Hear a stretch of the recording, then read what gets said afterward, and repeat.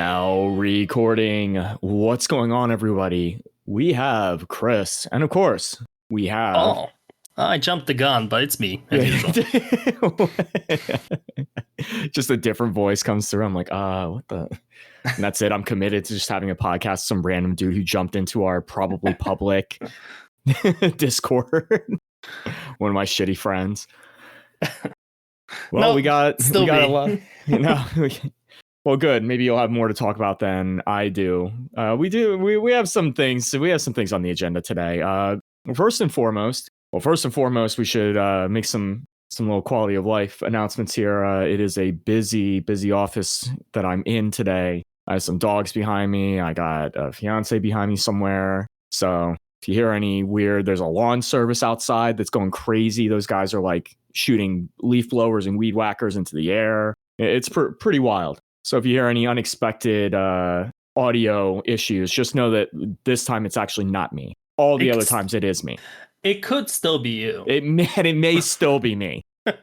But give me a little bit of benefit of the doubt this time. If you hear something that sounds like a weed whacker that's 8 feet away from the mic, it's probably a weed whacker that's 8 feet away from the mic. Huh. Well, I'm looking forward to that. Yeah, no, it's going to be a real fun, relaxing podcast. I have big news, Chris. Listen. What's your big news, Paul? I finished Star Ocean 3. No way. I finished Star Ocean 3. How could you have finished that game? How? Well, I'm not, as I told you before, I'm not going to do any side content. So I didn't really do any of the arena stuff. None of the side bonus dungeons after the game. I'm not doing any of that. I finished the game. I beat the story, which still was like 60 hours. Like, let's be clear. This was not this short little adventure here. No. Each place that you go to is like its own separate game. So I think that's got to be one of the main points of discussion today, Chris. I think we need to do a little bit of a retrospective on that game because I feel like you misled me a little bit. No, I don't think it's the best JRPG on PlayStation 2 at all. Well, you did skip most of the content. I mean, Yeah, because the base game was more than enough for me. Well, if you already got your money's worth, then what are we still talking about? I mean, value-wise, it's a beast. I'll give you that. Well, I don't know. I would argue against the value of the product that you are currently playing, or were currently playing. At $20 for a game that runs that stable, that should be a $10 game. It gets better. Honestly, that should be free. That should be like hey, you should check out this very old game that nobody's going to tell you to play other than one other person. It gets better on disc 2. I only had one hard crash on disc 2. Okay. On disc 1, it was constant. On disc 1, I almost quit the game multiple times because it crashed on me. On disc 2, I had one crash. It was really bad. To be fair, it was terrible. I lost at least an hour and a half. Oh. So again, it was one of those things where it's like, man, am I done? Like, do I really feel like fucking redoing this shit? But if you skip the cutscenes, it's not as long. So yeah, it's only 45 minutes. Just But I did it. I beat it. I'm done. I'm finished. So what was your final party? Let's talk about it. Some Never stuff changed. Here. Yeah, it never changed. So it was Fate, Nell, and good old Cliff. The old fitter. I played as Fate the most, definitely. But there are definitely fights where I had to switch. Let's call it my strategy because this game is pretty hard. It doesn't really get hard until I would say disc 2 near the end there. Specifically on the good old Sphere Company level. I was about to say the 4D Sphere 211 or something. I forget what it. Yes, you. So basically, what happens is you go up on this level. It instantly puts you into a fight with four soldiers, and they were instantly killing me.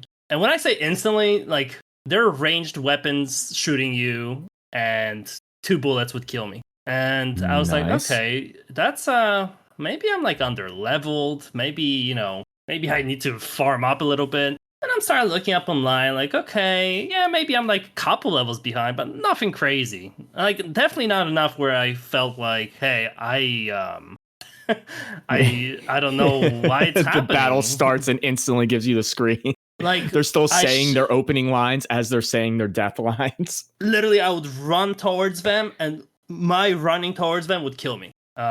So. Well, that's bad strategy. You don't run directly at your opponents. I mean, what? No, not especially not the ones with a gun. So, when I say I was stuck there, I literally thought I'm gonna quit the game there. I was hard locked because there's a point in the story when you're in that city. I don't remember the name. Gemini, maybe? Yeah, Jem. Yeah. You're real close. Yeah. So it's no, GM. It's like Gemini. Gemnity. Yeah. I think it's Gemini.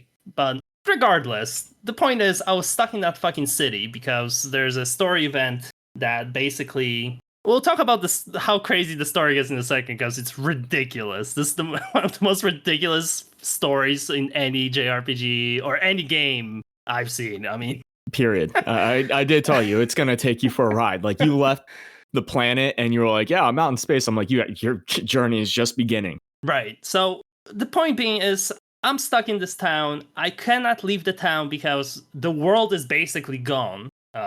So. Due to story reasons, you can't go back and grind previous levels for a while until you beat this fight. So I was like, okay, so I can't level up. I can't get better gear, really, because there's no workshop on that planet. You forgot to do your crafting. Again, I beat the whole game never synthesizing anything. I did not touch the crafting system at all. So you did a challenge run. And then you're complaining that it was challenging? On that planet, to be fair, you do get a pretty good laser weapons. They were like miles better than what I had, which helped a lot. But so I was stuck, and I tried for like multiple nights in a row. Put my kid to bed. Anna's going to sleep. I'm like, okay, let's do some Star Ocean grinding. Let me try this fucking level over and over again. And eventually, it turned out like what was the moment? The moment was me switching to Cliff. Okay. And putting Hammer of Might on him, which is this like massive AoE smash attack. And my only hope was to run away at the beginning of the fight. My two dudes would die basically instantly. And I would hopefully hit all four of those fucking guys with Hammer of Might at once. And stun lock them. And that was basically my only hope. And eventually I got it. But then there's a fucking boss fight right after. There's no safe in between. There's no break, so if you lose at the boss fight, you start back at the fucking soldiers. When that happened to me the first time, I'm like, oh my god, that's it. I can't. I'm not gonna do it. There's no way. Because the boss fight requires completely different setup for Cliff. That requires more like Fist of Fury to like stun lock him. Oh, Fist of Fury. My favorite. Yeah. Dude, the amount of times I had to do that fucking bullshit ass fight with the four soldiers and I don't know his name, Azir, I don't know. Something fucking stupid. I was so ready to quit this game. I was ready to text you. I was like, hey, dude, that's it. I'm done. I can't. Yeah, it's pretty good. But I don't even remember the fight that you're talking about. That didn't even... It's probably not a big deal to you. Right, I was because you probably did all of the arena, I assume. And you were way over leveled, and I'm sure it was a cakewalk. But like in the normal playthrough, where I'm not doing the arena, I did a little bit. Like it's not like I didn't touch it. I wasn't strong enough to like keep going in it at all. You wanna? Because I ran into a very similar type of thing in the arena. Believe it or not, and the last 10 fights of the arena are like extremely difficult. Yeah. And there's a pair. They're like the vampire pair or something. And It was the same fucking thing. It's this dude, and I remember the voice line because he says the same shit over and over again before he throws his biggest move. It's like, repent, for death is upon you. And then your entire party dies. I must have spent 5 hours there on one fight in the Coliseum. You know what I ended up doing as my... And he also, because they were like boss level enemies, they were like relatively immune to stagger and stun and all that. Right. I took my good friend Cliff Hitter, was also the key to that fight, but I was not controlling him. Okay. You set the CPU to do nothing, and then it's always in guard state. Right. So basically, anytime they did a light attack, they would get a full anti-aura attacks or whatever they are. Yep. And those are guaranteed stuns. Right. on any enemy. So that's how I ended up kind of getting around, like, because some of the enemies, like you said, and especially as you start getting into like bonus content, they really start turning those numbers up. Where most enemies are killing you and they're doing large AoE attacks on the screen where it's like difficult to get away from them. The CPU will die if you set them for anything other than do nothing. And even then they'll die, but they might block a couple shots before they. And I think even then with Cliff, I had so much HP on him. He might have broken the 10K. Yeah, I finished the game with I was like level, let's call it around 50 with my party. Ooh. So they're all you know what max level for that game is, right? It's like 200 something. Yeah, 255. Yeah, I'm around 50s, low 50s, maybe high 40s. And I'm about like 8 to 10k health on all of my dudes. And going back to that fucking boss fight that almost made me quit. So tell me more. Eventually I had to figure out, okay, I can gain past the soldiers over time. I found the strategy that worked. I could just hammer my way through them. It would work like every third attempt. It would just kill them pretty quickly. It's fine, okay? But when the fucking boss fight, all he does is mana damage. And I became such a hater on this fucking mechanic that you die when your mana runs out. I think it's nonsense. I think it's a bad absolutely mechanic. Getting MP killed feels horrible. Oh, terrible. And that's all this boss did. Again, he would do like 300 to 500 mana. That's more mana than Cliff has. Yeah, it's more mana than anybody in your party would ever have. Like there's not a good way of building your mana pool without sacrificing like everything else. Right. So I'm like, okay, so how do I do that? And to be honest, the one time I beat him, I got even, there's like the battle trophies thing, the fake trophies. Mm-hmm. I got a trophy for beating him under a minute. And I think what happened was he just got like super hard locked with the Fist of Fury. Like he just couldn't move and he died. And so, sometimes that's how you have to give him the Fist of Fury. Okay, I beat that, but I don't know if that's gonna, I feel like I'm so underleveled and so shitty that the rest of the game is gonna be terrible. The rest of that fucking dungeon was nothing. Everyone else in that dungeon was super easy, no problem. Like, there's a couple boss fights in that dungeon later on that you fight. There's like the Beelzebub and Belial, two dudes that you're fighting at once. They were totally fine. Like, I had no more issues in the game other than this specific fucking floor. Man, was it aggravating. So you never played like his Albel? I'm sorry? I don't even have him in my party. I knew you missed it. When you said you left the planet, I was like, I think you needed to talk to him on the fight before you rode Cromwell, whatever that, not Cromwell. The dragon. The dragon. Yeah. You were supposed to talk to him in town, right outside the inn. Right. Without a guide, there's no way. But you had a guide. What happened? That. I did have a guide, and I saw it after I did it. I'm like, oh, okay, whatever. I didn't want him in my party anyway, so it's fine. Oh, Speaking of party, major problem this game has. So later on Disc 2, you get Sophia, and you get Pepita. They joined at level 1. Oh, yeah. That's fucking terrible. Like, I was like, okay, maybe I'll switch out Nell for Sophia. Hopefully she's, like, close to my level. She's level 1. Like, she levels up 20 levels in like one fight. She has to live through it. Yeah, that's not hard. She has like 100 health. You have 7,000. Like, I don't know. As soon as I saw them at level 1, I was like, okay, well, I'm not even gonna bother. Like, I'm not gonna grind my 37th hour in level 1 character. Like, it's just not happening. No, and I think I tried to get her up to level 1 time, and it's not even worth it. She's got like one like AoE healing thing that's like significantly better than anybody else's, but other than that, what about Pepita? No, oh yeah, Pepita. I forgot about her. The acrobat. The clown girl. I don't know. Yeah, the clown girl. Well, she's like a circus, the part of the circus troupe. Yeah. I had a tough time getting her moves to connect and feel good. Okay. Yeah, I didn't bother because she was level 1. So I'm like, okay, well, rip. Who else joins? They give you Mirage in like the last 5 hours of the game.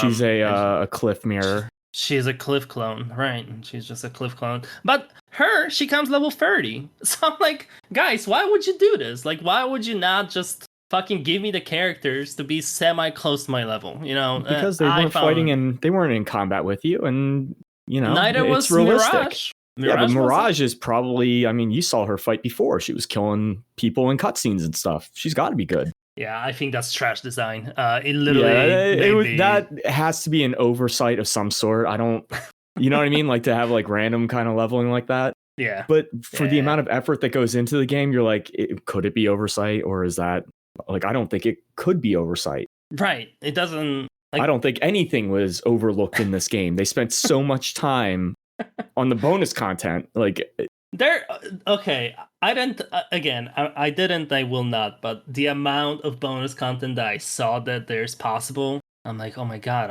I could play this game for another like 150 hours, like easily. That's what I did. Yeah, in the spot that you were complaining about, that thing is like 100 and some odd level dungeon. Right. That's. Yep. I saw there's like 100 floors that are totally optional. I'm like, okay, I don't know, I'm good. Yeah, and it gets pretty intense up there. I'm sure it does. I would say as far as like hardest content, believe it or not, in order, there's a cave, the Ursa lava caves or something. And I'm sure you saw that as like one of the bonus dungeons, and that's like over in the mining town. Yep. That's the hardest content you can do in the game. Then I would say the Colosseum. The last 10 fights in the Colosseum are insane. And then probably that, I forget what the name of that dungeon is. The one dungeon? In Gemini, which by the way does not have an N in it at all. It's spelled exactly the way you think. Gemity. Yeah, Gemini. Yeah. Gemini. Yeah, the sphere. The sphere dungeon is pretty bad. But yeah. What else? I'm trying to think because it's been, a few days. Yeah, it's all fading away so quickly. Okay, I think my biggest complaint and about the game as a whole, and that never changed, and it actually got way worse on disc 2. The amount of backtracking you do in this game is unacceptable, especially on disc 2, because disc 2, I guess we need to go back a step. Okay. Talk about how do we get to this story? Like, what happens in the story, Chris? You tell the people. Let's see how much you remember. You leave the planet, and then what happens? So after, to fill everybody in, you're on that planet because you were on a vacation with your family, and you got attacked by basically the Klingons, if you want to look at it. The warmongering, planetary neighbors. They're called the Vendini. They are, yeah. And they're kind of like reptilian looking dudes in heavy armor and stuff like that. So they're chasing you all around. You crash land from your escape pod on a medieval magic planet. Yeah. Then totally. You spend a bunch of time there solving their problems because they're having a national war between the two. There are 3 continents because they think that you're from the third one, but you're not. Right. So you never see the third one. You never see the third one. They're just a continent of engineers, I guess. Yep.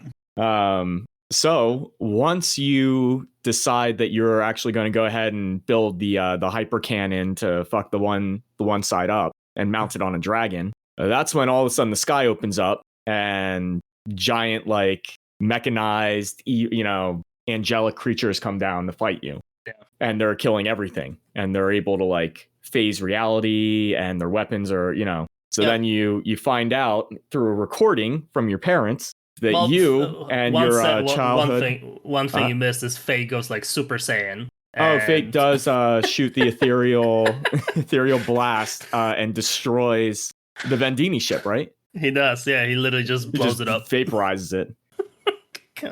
Turns out cool. that was important for a later plot point where he and Sophia and Maria, which I believe he and Maria are siblings, but not necessarily genetic. They're like lab-grown siblings. Right. Yes. They're not blood related. Correct. And also the childhood friend, Sophie, is somehow related to all this as well. And they are 3 parts of the unlock because it turns out that the entire existence is a simulation from a different world that's not that dissimilar. Well, it is more advanced, obviously, than the one that you and I are sitting in right now, but that's the idea. So they're in space. They open up a portal. They go through it, and next thing you know, they found the gate on a planet rather. Right, They jump so, through a gate, and now they're in a town, and they're Because talking when to a you- kid who is playing games. Yeah, when you leave that medieval planet, those angel machine things blow up Earth, and basically the world's ending. And your only hope is to go through this magical gate that I don't even know how they found out about it, but you go to this gate and you enter the real world. It's like, The okay, real world, baby. the real world. Yes, you're basically just a fucking AI. Your entire thing is a simulation. You are the video game. You are the video game. It's about as meta as it gets. You're the video game playing the video game being played, and then you jump out of that and you take over the real world. That's where it really gets off the rails, where it's like they're in the real world and they're like, yeah, we're gonna fuck all these guys up. And then that little kid was like, hell yeah, my video game characters are gonna do this. Here, have all my stuff. Help you. Yeah, let me help you. Totally.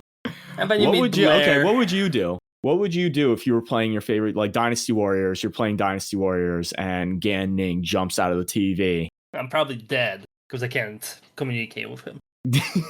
Well, what if you could? Yeah, the whole thing with the little kid being totally on board was one thing, but his adult friend that he calls his friend, I don't know what kind of friendship they have, but Blair, his adult living friend, because it's not his mom. His mom calls the cops on you eventually. But Blair decides that she's kind of like a designer of the sphere, the Eternal Sphere, which is where this whole simulation is taking place. I forgot the inside girl, Blair. And Blair goes above and beyond to help your party stay. Blair is the undoing of the real world. Blair is the problem. Like when AI takes over, when we hit the singularity, it's Blair's fault. Blair is going to be the one in our world that does that. She's like, oh yeah, I'll give you access to all the fucking missile silos. Sure. You just want to help, you just want to protect your home world? Sure, you got it. Just boom, just blow itself up. There you go. Now our world is safe again. Yep, and then the final boss fight is the owner of the Eternal Sphere, who is a brother of Blair. And yeah, you kill him and you live ever happy after in simulation. Yeah, don't they they just jump back into their world, right? They kind of reconstruct it. Yeah, and the whole thing is like, well, you know, I am because I think. So they basically become humans, but not really. Yeah. Everything was going away, and then they're like, no, Fate, remember, you are you. And he's like, yeah, I am me, or whatever. And the little hand comes out of like the white light. And then you wake up and you're on, well, depending on, because you get different endings depending on who you spent the most time with in the party. Correct. Did you know that? Yeah, I did know that, yes. Who did you get? Did you get the solo Fate ending? No, I got no. Oh, really? Okay. Nope. So, yeah. If it makes you feel better, I always get the Albel ending because I play him a lot. And his is just, he's in like a dungeon getting ready to fight like a ghost. Okay. Nice. Spoilers. That's the ending for Albel. Yeah, Albel never showed up for me after I left him on Elcor. Even when I went back to it later. If you miss him in that one, that you have to talk to him outside of the inn, and you also have to not talk to other certain people first. Right. So I mean, it sounds like you did it in potentially the worst possible way. The only way it could be worse is if you got that dude Adre. So Adre rejoined my party when I went back to Elcor. Yeah, okay, so you did it the worst possible way you could. Got like was Roger in your fucking party too? No, he wasn't. Okay, well you dodged one small bullet. I mean, he was there for like a few minutes, but just you're stuck with him for like one dungeon. Potentially one of the most annoying dungeons I think for me in the entire game, with the flowers that you had to like make wither or not wither, and yes, I don't know. It was a very oddly frustrating dungeon to navigate. The last dungeon's kind of bullshit too, because all you're doing is pressing gems X amount of times. You have no idea how many times you're supposed to which gem to open the fucking things. There's a lot of bullshit in the last dungeon. A lot of like, I'm not gonna call it platforming because you're not jumping, but there's like those stupid little balls of lightning that if you touch, it teleports you back to the beginning. and it's like a stupid little puzzle of doors you have to go through. Mm-hmm. There's a lot of stuff in that last part of the game where I was like, oh, you guys are really testing my fucking resolve here, because man, I want to finish this game, because I was so I was so into this stupid ass story, and I'll ask you, did you like the story in this game? Because I saw online it's like very polarizing. Like, it's some very people polarized, fucking hate and this game. I was so like it subverted all of my expectations so much at every single turn. I mean, granted, when I played it, I was probably, 14, 15, maybe. So, Sure. I mean, I hadn't been exposed to a ton of this stuff, but, like, all of that at the time, like, the space travel and, we're going to go find these guys on it, that was all, like, brand new for me. Yeah. The games I was that. playing, well, I mean, like, Final, I guess there were RPGs out before. I mean, I played them. I don't know. It just, I never experienced anything quite like that. And yeah, when they were like, you are the video game, I was like, what? Like, for me, that was the first time that concept had been introduced. Now it's like, that's a common theory that we're all the live simulation theory or whatever it is. Mm-hmm. That we're all basically in a simulation anyway. Right. Now it's like kind of an old trope that, whatever. But I could see it being, at the time, pretty fucking special. But yeah, people kind of hate this story. Like, a lot of people were like, yeah, this story is fucking bullshit, man. Also, they're like, it kind of ruins Star Ocean as a whole, because nothing matters. It's all simulation. Like, that would be the only thing, and that's the only argument I think I didn't hear, is that it absolutely destroys the entire timeline of the universe. I believe this is the last game on the timeline, so makes sense.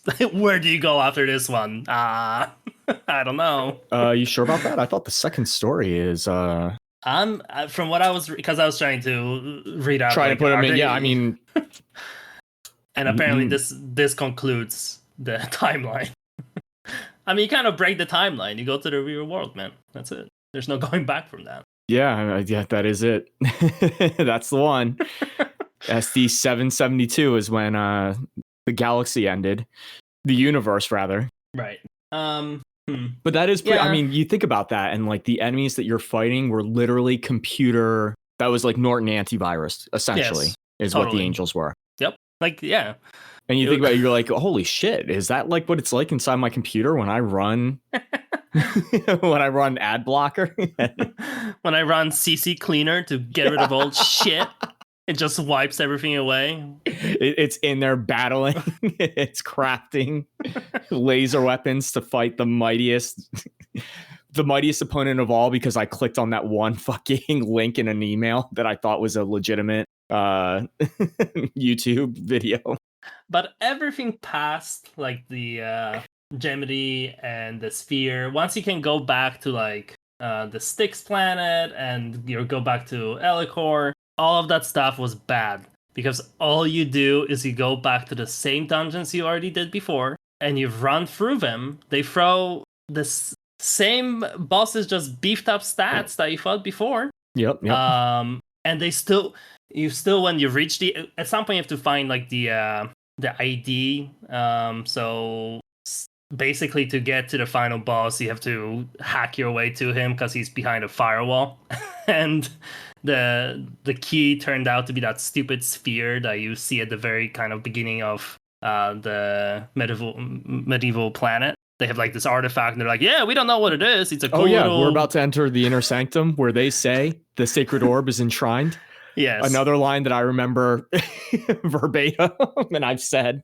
So you go down to this fucking dungeon second time to get that fucking orb. You get the orb. They're like, sweet, we got it. Let's go back to the queen. I'm like, please just teleport me out of this. Please fucking teleport. They did not teleport me out of it. I had to fucking run all the way back again. Second time in the same game. Not like a bonus little side quest. Main story, you fucking repeat the same dungeons. Like Disc 2, other than that city, is mostly repeated content. And as far as main story, obviously there's tons of side shit. That's most of the Disc 2. But for the main story, holy shit, it was so annoying to do those dungeons again. It was zero fun. They really, yeah, really I could milked see it. that.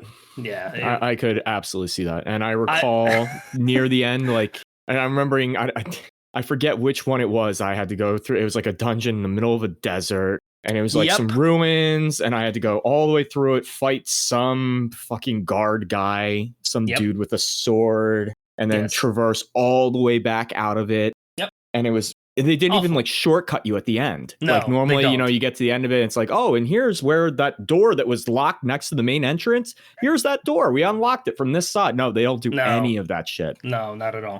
No fast travel, no vehicles, no nothing. You don't even get a goddamn mount. You don't even get like an item like, hey, teleport me to the beginning of the dungeon. Like, do something. Help me. There's nothing. You know what? Did you explore more than 95% of every map? Because that would give you 15% movement speed. You would get the figurine. I did not. That's my fault. And there's your problem. You were 15% too slow. Yeah. See, so I mean, that really what I'm hearing is that most of the problems that you have would have been solved if you just spent more time with the game. Sure. Yeah, so spend some more time with it, and then we'll talk about it next week, and you can tell me how you did in the Ursa Lava Caves. There will be no further Star Ocean updates. This is it, my friend. Overall, I will say it was surprisingly fun. It wasn't... I had a lot of issues with it. I don't think it's some amazing top-tier game of all time, like some people do on this podcast. But it's probably a little bit better than what I'm making it sound to be. I'm just like freshly frustrated with it because really, it's so fucking repetitive doing these dungeons twice. That's not even the issue for I hate that the game it barely runs. I hate how unstable it is. Like, bullshit is bad enough, but I expect bullshit in old games. I cannot deal with like games that waste your time with like crashing. bad functionality. Yeah. But I think the design is bad if you have to repeat content and not like side content. Like, this is main story. Do this shit over and over again. It was brutal. Other than that, I don't know. I thought the combat got pretty figured out. Like, by the time I started this too, it didn't really change too much. But, you know, near the end, my dudes were getting some new skills again. I was like, okay, there was enough of a carrot on the stick there where it wasn't like brain dead combat at all. It was pretty fucking difficult for some specific fights. I thought the final boss fight was pretty easy though. I did notice that balancing in that game is pretty weird. There's spikes. Yeah, there's definitely spikes. There's huge spikes. You know, anything that you run into with like MP killing stuff, that because a lot of times they'll design certain fights around that where it's like, hey, this enemy is like, he's got 2 million hit points and 300 MP. So, you know, it's like, dude, I don't have moves that do MP damage. I haven't used them. I can't do this. So now I'm hitting a guy for like 2,000, you know what I mean? 2,000. I'm chipping down 2 million hit points, 2,000 at a time. So who's the best character in the game now that I'm finished? Was it Cliff? I felt like it was Cliff, but I don't know. There are arguments made for Maria. Okay. She has a sphere thing that she shoots that basically it's kind of like a slow mo. I'm trying to think of like it because it reminds me of a fighting game projectile. It's a large sphere that she puts in front of her, and then it slowly starts building momentum forward and multi-hits anything that it touches. Mm-hmm. So it can stun lock, and it does it in a straight line. So you can kind of like move her into a position, set that to her heavy so it breaks shields, and then, you know what I mean? So there's like good ways to utilize that. Nell has been argued. I never played Nell like that, but some people say that her kit is like very strong. I think that Albel has the best kit in the game. Like, his base attacks are exactly what you need. They're all diverse enough that you can play a fight from any range on the screen. So yeah, I had Nell mostly as like a support kind of character for me. I did have some boss fights where I literally would have to switch to her and just heal with her. And my two dudes would just fucking do their thing because you have cooldown on items. So sometimes if the bosses have like massive AoE that hits everyone, you need to have someone standing back not to die. Because your AI is not dodging anything. Like, they're pretty... No, AI is going to run directly at them unless you set them not to do that. And I will say they're pretty good about like spam chaining the combos. Like, Cliff doing Fury locks by AI was no problem. He would do that shit over and over again. Totally fine. And you always know what's happening because they have nice, loud, consistent like move call outs, you know what I mean? Yep. Fist of Fury. You hear that anywhere. You're like, yeah, get him, boy. So on the offense, the AI is pretty good, but as soon as you need them to dodge something, it's over. Like they're not doing shit. And there's even like I didn't even know what it does, but there's when you get levels, you get SP points. You spend those on HP, MP, attack, and defense. Well, defense said increases ability to evade enemy attacks. And I'm like, okay, I mean that sounds pretty good, but like, how does it work exactly? And turns out, if you control the character, it doesn't do anything. Right. It's only for AI. I was like, okay, well, let me put a couple points in defense, I guess. Maybe they'll dodge something. They didn't dodge anything. They did not dodge nothing. Put it all on HP and just hope I was doing mostly HP and attack. That was. Yeah, I wasn't a huge fan, believe it or not, of the leveling system in that game. I thought it was a little slow and kind of, but they kind of made up for it on other ends of it, like the crafting system, being able to really get your inventory, like kind of expanding, I guess, the equipable inventory to give you more options there. Mm-hmm. You know, the skill diversity and changing the slot, you know, heavy or light for the rock, paper, scissors type of thing. One's faster, one's stronger. Yeah, I think that's a brilliant combat like mechanic. The rock, paper, scissors, you know, light attack beats out heavy attacks because it's quick. Heavy attacks beat out guards, and guards beat light attacks. Yeah, I that worked. Yeah, I'm surprised that more games don't still utilize something like that. Yeah, I like that stuff as well. That stuff was fine. It's just the combat just felt a bit clunky until it didn't. Like near the end, it kind of clicked for me a little bit. But a lot of the like first 30, 40 hours, I was like, I don't know this, because you don't even have like the cool skills for a long time. So it's a lot of like single hits bullshit. I'm like, I don't know. Except with like Fate. Like with Fate, you got the kicks that chain into each other over and over and over again. It's phenomenal. Shotgun blast, sidekick. I mean, I was using that. Dude, sometimes I would just use double sidekick. It would just... sidekick. I like the when he cuts himself off to say... to me, the best part about the sidekick was like how much fucking invincibility frames you have. Like it would literally dodge like bosses' moves while hitting them. It was pretty sweet. I don't know. Like, there's definitely stuff in this game that's really, really ahead of its time a little bit. But then there's stuff that like, hey, this is a 2003 game, you know? This is... no mount. And even then, I'm like, no mount. I mean, Final Fantasy VII came out in like 1997. What the... Really? You had an airship in that game. Right. They didn't even give you like a little horsey or like a little raptor thing, you know... This is the Clark Marks. This is what the soldiers ride into battle, and this is yours, you know, whatever. Like, nothing. I would kill for that. Even when you got into space, you could only travel to a planet. Yeah, the game did fake me out a little bit, because I thought Elicor is going to be like the first planet, and the game will kind of be like, hey, you know, you spend some time on each planet of these jumping. Planets, Yeah, we got to get to the Vendini home planet, and we'll hit them if they're... Nope. And that's what, I was thinking that and I think maybe that was it for me. Like, they had me so convinced that I was dealing with like the main villain of the game, and I'm like, oh, okay, yeah. And then all of a sudden they're like, those guys get smoked, and they're like running for their lives. Right. Well, no, actually, I think that no, because they did that whole thing like where the Vendini, and because you just experienced this. I'm remembering it from like 15 years ago, but there was like some sort of a transmission that they intercepted or something from the Vendini that was like they got the warning first from like the angels that was like, we're killing everything, you guys fucked around. And then they're like, no, we'll go kill them, like just don't blow up everything. But it didn't matter. That I don't remember that it was that their motivation why they started killing everyone? So they were attacking the Federation because they were the first ones to get the whatever that transmission was. I don't even know why that was a transmission of any sort. Yeah. Oh no, wasn't it? They found that planet with the gate or something like that. I think the planet with the gate was a flashback that you watch when you go to the moon base. I don't think the Vendini found the game, but they did know about they Fate knew being about weird. they knew about the ship because they were basically just chasing Fate down to kill him just to try to prevent the destruction of the universe, which is a pretty noble motivation at the end of the day. Kind of sad for those guys. They really got shafted on this one. Overall, my final rating out of 5 stars, Chris, I think I would give it like a 3. Okay.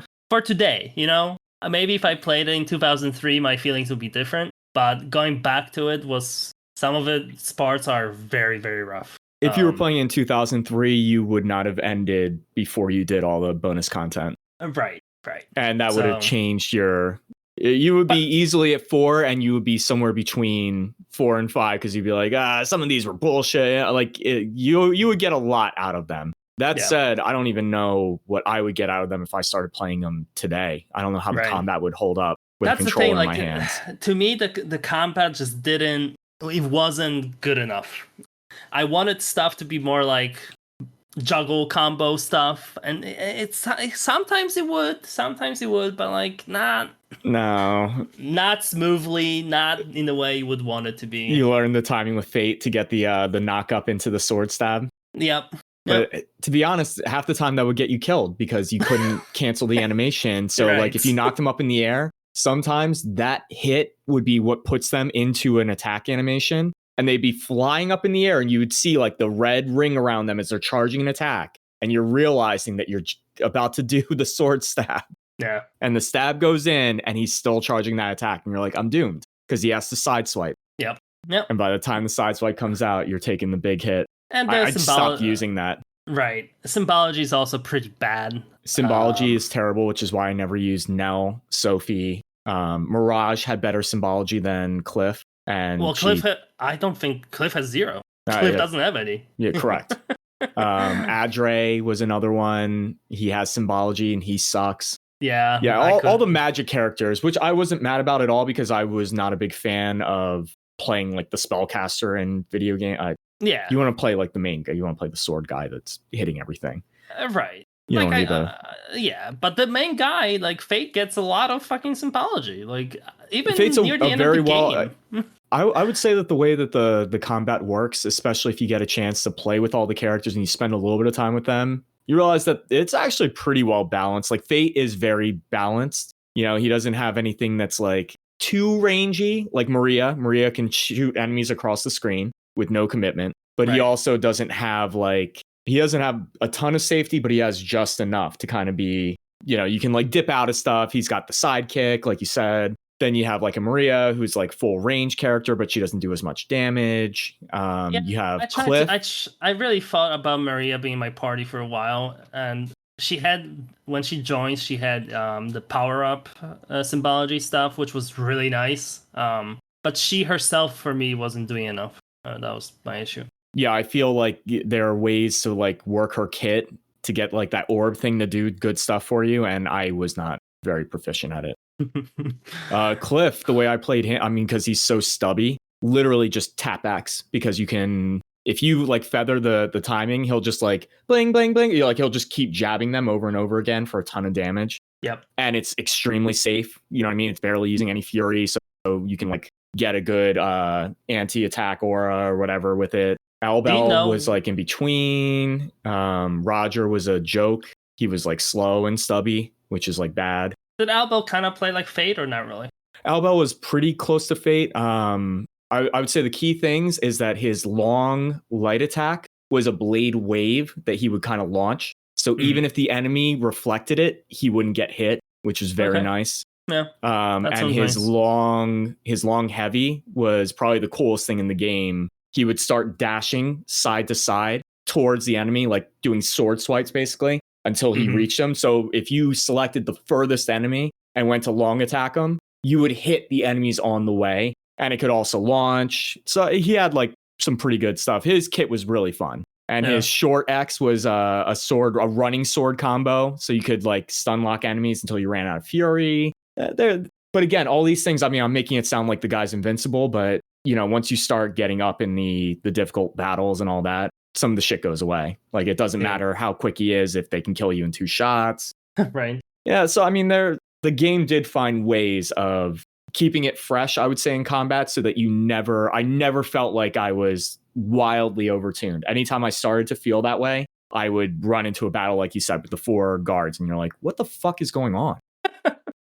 Like, you die the first time, you're like, oh shit, I must have missed like a prompt or something, and then Maybe like I'm supposed to lose. The third time in, and the battle's ended in like under 15 seconds. You're like, dude, I can't even get like a spell out. I can't do anything. What the fuck is going on here? Yeah.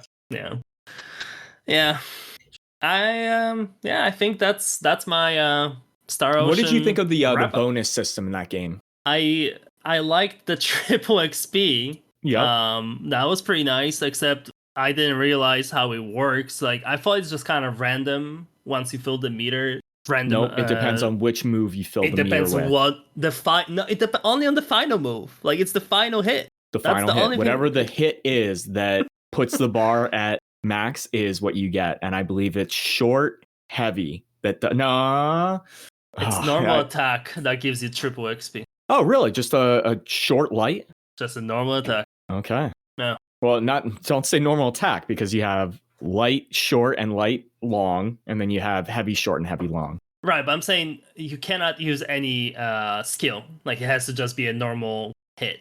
You know what I'm saying? Ah. Yeah. Like, if you use, I don't know, Hammer of Might, it's not gonna give you triple XP. It's gonna give you something else. I remember I consistently got the bonus HP recovery. Yep. And I think that's from the special moves. So most of the game, I was like, I wish it was triple XP, especially on this boss battle. But I don't know. Well, you know that they stack every 3 battles after that. They add an extra. Yeah, over time, yes, it does stack. And you can keep the bar if you're really good at character switching, because it only counts for the character that you're controlling to take the break. So like if you're playing Fate and you realize that you're about to take that big hit because you committed to that stupid sword stab, you just switch to Cliff right before he takes the hit. Yep. Yeah, that stuff was fine. Yeah, no, that was all right.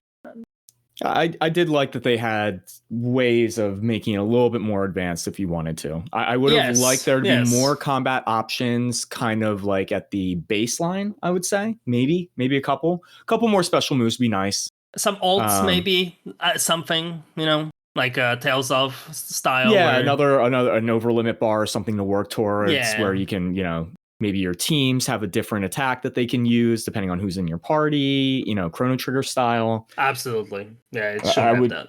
All those things, well, listen, when they do the Ultra HD remake on PlayStation 6, bro, that they're just going to take the exact port and run it on PS6, right? I mean, yeah, everything from PS4, PS5 will run on PS6. So yes, this will technically work on PS6. When will older things not like? When will something PS4 not work? Like what technology has to change? I don't know. I think we're gonna try to have backwards compatibility going forward. Like, I don't think we're getting now glorified PCs at the end of the day. Now they're not running necessarily on. I mean, it's semi-proprietary, but they're running off of models and engines that are being used in regular, computer, shit that will run on your PC will run on your PS5 or PS4 or in theory PS6. So, I'm just wondering what's the next technology step, when they went from like the cartridge style games that were like RAM based, to now like it's obviously it's grown to quite a staggering amount. At what point, like what's the next step? Computing will have to change. Yeah, like to where it won't be backwards compatible. Yeah. I just don't see that happening, anytime soon. We're kind of stuck with the 64 operating systems now, so it's like they're not gonna change it. So it would have to be like, hey, we redesign completely how we make operating systems and computers going forward. So not on PS6, we're not gonna have that issue. If we ever can buy a PS6 when it's not, $2,000. It's $999, just like I predicted. Real quick, we will clarify that PS6, because we think it's going to be around $1,200, right? For $1,200, it must have the following: it must have a controller. This last week. Yeah, we did. I'm just touching base on it. Listen, new listeners every week. So for anybody who's unaware, Go back and listen. What do you know? Go back and they're not living in the past. They want to live in the present. They want to know what's going on today. And today we still have the same demands that we had last week. It must have a controller. It must put out 4K 60 hertz. It's going to be diskless. I don't know why we even put that on there. You would like 2 USB-C ports. It must have Bluetooth audio connectivity. And then we were hoping for a 1 terabyte hard drive. Yeah. Hoping. It's not going to be that way. Okay. So that's my Star Ocean. I'm happy to be done. I didn't hate it. I didn't love it. I don't think it's a game people need to revisit, like, unless you played it before and you have some nostalgia for it. It's a tough sell. I did it because, of Chris's connection to it and to be able to talk about it on the podcast, but I had to push through some bullshit in that game, man. It sometimes was really exhausting. If we took away all of the actual emulator problems, like it running kind of like shit. But that wasn't the biggest issue, dude. Like, I'm telling you, like, those dungeons were terrible to fucking run back through over and over again. The backtracking was killing me. Like, really rough. Really rough. Yeah, and I think that those are things that you probably end up kind of looking at with rose-tinted glasses a little bit when you're... Because, I'm remembering the big moments, the big fights and all that. I'm not remembering... I remember a couple bullshit things, but only, like, the really bad backtracking. Which one of them I think was the one that you said that you were getting the crash on, where you had to go back to the town after you fought the dragon and you had to walk all the way around the opposite way. It's long no matter which way you go. The sacred orb thing that we just talked about with that dungeon and going all the way back out of it, walking through an empty fucking dungeon. Yes, and you did it before. Like, this is not the first time in this game you're doing this. That's the thing. Well, yeah, and I would kill everything in a dungeon. I'm very much, I don't like having things incomplete on a screen. If there's enemies in the room, I try to kill them. If there's a chest or something, I try to get to it. So it's like, it's not even like the enemies came back and you were leveling up more. You were walking through an empty dungeon. Yep. Just wasting time. Yeah. Wasting time, unfortunately. But I personally, the story was like the driving force for me to finish this game. I was like, I can't believe they did this. I could see some people hating it, but to me, it was pretty fucking cool. So, I still think it's cool today. I thought it was pretty fucking cool. The story is easier to follow than Kingdom Hearts. How's that? Definitely. Yeah, absolutely. It's easier to follow, and the story involves the entire world being a simulation. Yeah, that's true. All right, I have one more game update for the week from my side before we get over to you for a Final Fantasy update. I started playing Directive 8020. That is the latest, newest, and greatest from Supermassive Games. They do the horror games. You've played probably most of them. Yeah, I remember looking into that was the one that's It's the Dark Pictures anthology stuff. Anthology, yep. So, what did you think? I didn't beat it yet. I don't know how far I am. Maybe my PlayStation says I'm 75% done. So. Okay. So what's your 75% rating right now? My 75% rating right now is I played about 6 hours of it. It's do you know the setup? Basically it's a space horror game. Yeah, it seemed to read kind of like Dead Space. No, the setting is a little bit different. I would say you're not on a ship that's being kind of overrun. It is not.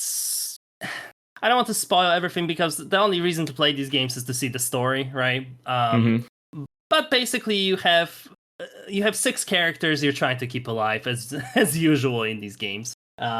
You're on your way to colonize a planet, but you're basically the test ship. So all your ship is supposed to do is make it there, do some, scouting for the big old ship that's behind you, with all the people on it. You're just kind of making sure your ship is basically a replica. The team of of engineers are going to scout it out. Yeah, and your ship is a replica, so you're supposed to just make sure everything goes according to the plan when the big ship arrives, right? Okay. Stuff doesn't go according to plan. Be a pretty short game.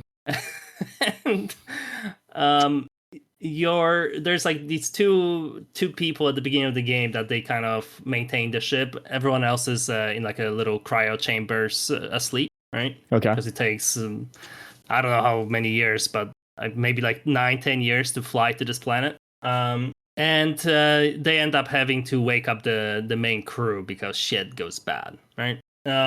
Overall, I thought the acting's pretty good. It's probably the most like as far as like a video game, it's probably the most video gamey out of all of these so far. Is there any type of combat type of, you know? There's like a little parry thing. On some dudes, you have like a shock stick, let's call it, that you can sometimes use to get out of a certain death situation if you get caught. Like a taser baton type thing? It's like a taser baton, but you know, it's a quick time event and it goes on cooldowns if you get so I'd say, caught is it again. QTE? Is it a bunch of QTE shit? It is kind of a QTE shit, you know, as always, but it feels it doesn't feel like as QTE heavy as the previous ones. There's way more like walking around the ship and exploring the ship and hiding. There's a lot of hiding rather than quick times. Sometimes we have to run away from shit as well. So I feel like it's probably the most gamey out of these games. It's, you know, it's still mostly cutscenes and movie like. You're just kind of sitting around and watching a movie, but it's pretty good. I have a good time. I'm also playing it multiplayer, so I'm playing with my wife and one of our friends. So we have two characters that we control. Is that a controller pass type thing? As the character takes over, they say. Yeah, basically it comes up like, hey, if this character comes up, it's, you know, Paul's turn, whatever, right? Okay. So you just so it's I like to play this game, but before they did, I don't know if none of them didn't have it, but I don't recall the previous ones having like the built-in multiplayer. We would just kind of agree like, hey, okay, these two are mine, these two are yours. Here they've done it for at least two of them. Okay, yeah, I just didn't remember, but so they do have the multiplayer here. So that's been nice.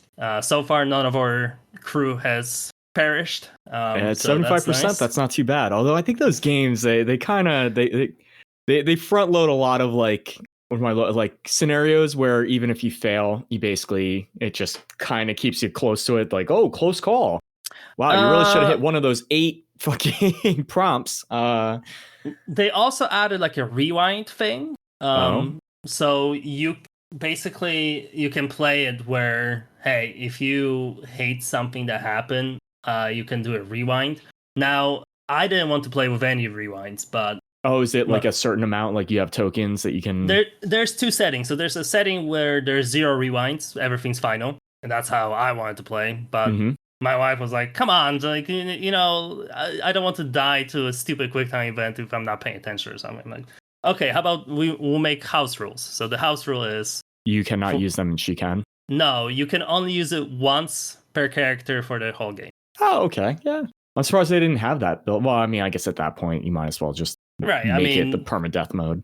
Yeah. So one rewind has been used by my wife and her friend. I still have my rewinds, although I did lose an eyeball on one of my characters. So that's why you have 2. I was like, you know, I'll lose the eyeball. I'll keep it. That's fine. At least I'm not dead. So I feel like you can maybe get injured once, and then the second time, if you get injured anywhere in the story, you probably die. Okay. That's my guess. I'm not sure because it hasn't happened yet. But yeah, overall, it's there's some good jump scares. I like it. There's nothing like crazy new here. Like if you like these games before, it's a good one of those. But that's about it. You know, nothing crazy. Oh, okay. I'm looking. Oh, yeah. This is the one where it's like a mimic. Yeah, so it's kind of like The Thing, like the old. It's kind of like The Carpenter, Thing. Yeah, John Carpenter movie. There is definitely that aspect. That's not like the whole thing, but it's definitely an aspect that plays a big role. Yeah. Is there a Kurt Russell-like character? No, the captain of the ship. I don't really like him that much. He's kind of lame.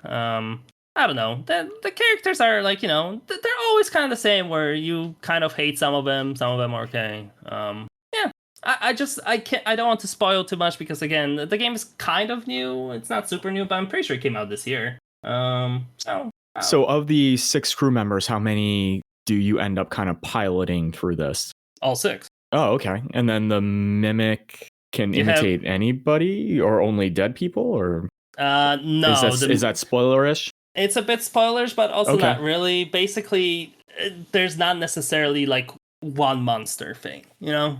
It's okay. It kind of has the ability to be everywhere it needs to be at any time. It can be whatever it needs to be, yeah. Okay. And sometimes it's like, hey, do you think this party member right now is the real guy or is this the fake one? And do you try to kill it, but it could be the real person? Or do you let it be, but it could be the monster? You know? Have you had any of those? Have you failed any of those? I didn't, but my wife had that situation. Where was there a rewind that was used? She used her rewind because she's like, shit. I'm like, all right, that's it. That's the one and done. And I feel like these games usually near the end, they really pile on the death. They pile on the death stuff. Like it just happens way more often near the end. So I feel like we're definitely gonna lose some people here. I mean, that's a smart way of doing it. You know, you get, if you play something, even if it's only, let's say, a 6-hour game, right? If you play 5 hours and you have a bunch of close calls and you're like, God, I'm almost there. And then you lose like 4 people in the last 10 minutes. Yeah. Like I did in Until Dawn. Yep. I feel like everyone did. Yeah. Everybody who's listening to this that's played that game knows exactly what we're talking about. If you miss that fucking one cue, it's like the hold the controller still. Yep. Everybody dies. Yeah. It's like comically, it just shows everybody dying one by one. Yeah, I literally lost like 4 people in that sequence in Until Dawn. Yeah, it was pretty awesome. Yeah, it was pretty great. But yeah, so that's Directive 8020. I'm probably gonna be wrapping it up by next week. So I'll be curious to see hear what the final score was. Not your score. I mean, I have a feeling it's gonna be like a 3 out of 5 for you. I feel like the way the story is going, I don't see how we're gonna have like a happy ending, but I guess we'll find out. I don't know. The bittersweet, they all die, but it turns out they killed the alien too, and maybe the ship.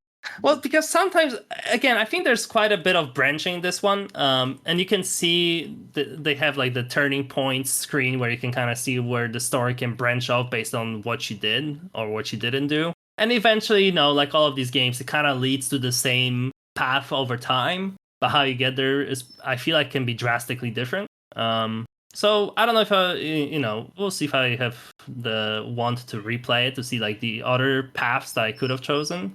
But there seems to be enough content here where you might want to play it twice. I think it could change enough to be interesting. So yeah.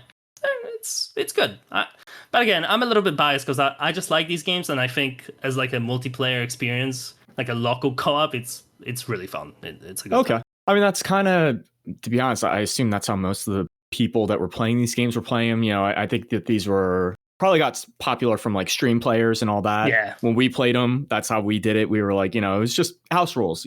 All right, bro, I'll be this guy and you can be this girl and that guy. And, you know what I mean? And then whenever their shit would come up, you'd be like, okay, what do you want to do, dude? You have 2 seconds to decide. Yep. So, I mean, I'm glad that they made it a thing because we did, the problem with that is that, a lot of times something would come up for a different character and everything was timed. So you're like, dude, what do you want to do? What do you want to do? I'm holding the control. And by the time my idiot friends who they can't even put together a sentence, let alone read one. So you know what I mean? They're trying. Yeah, we lost a lot of characters in those games. That's all right. Yeah. But they're fun. Yeah, I mean, like you said, I think that they're fun, probably like a party experience, I would say. Yeah, exactly. Watch party type stuff. Yeah. With a little bit more interactive. Yeah, if you have everybody around, pull out the refreshments, get some better, get the liquor flowing a little, pull some snacks. Get comfy, and then try not to kill your entire party. Yeah, that's it. All right, okay. Well, I mean, I've only been making headway on my game. Where are you at? So I'm chapter 11. I am basically sorry to clarify. I am while Paul was playing Star Ocean 3 till the end of time. He asked me on the other end to play the Final Fantasy VII remakes. So I'm on the first game now, and I'm at chapter 11. So I am right where I believe they're trying to drop the plate, the old Sector 7 plate. Yeah. So I got to go grab Barrett, I assume, because he's the only one I'm missing right now. But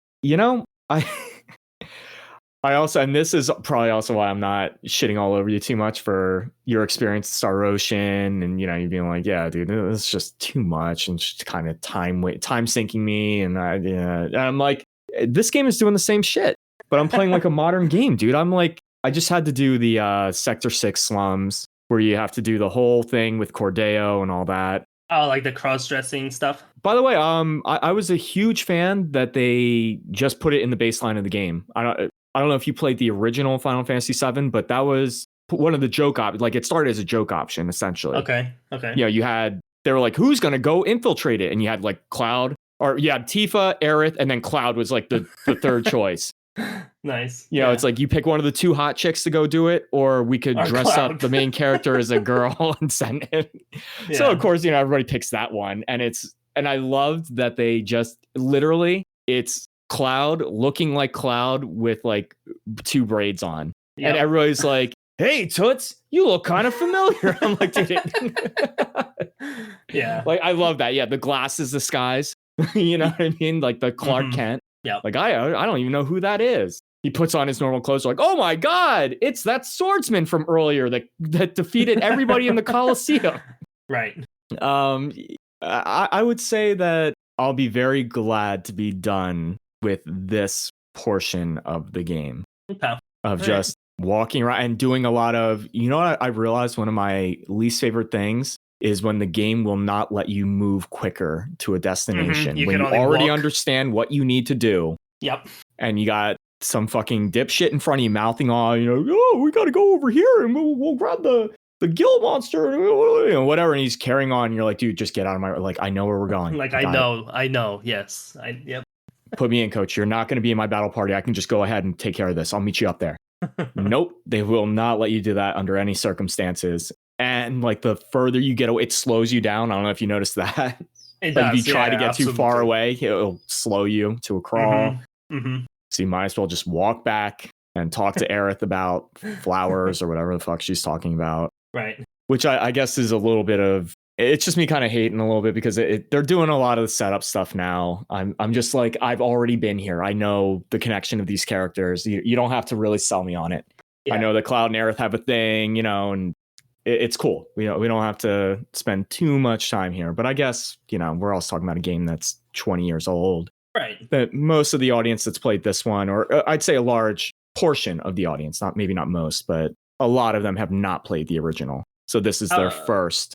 Yeah. I played the OG, but like I barely remembered it when I played this. To me, it was basically a new game. Because I kind of just rushed through 7. I wasn't like, I just kind of played it just to see why people loved it so much, and it was cool. But it was. Did okay you do all me. the bonus content, like the weapons? Nope. No. What is up with you and not doing end game content?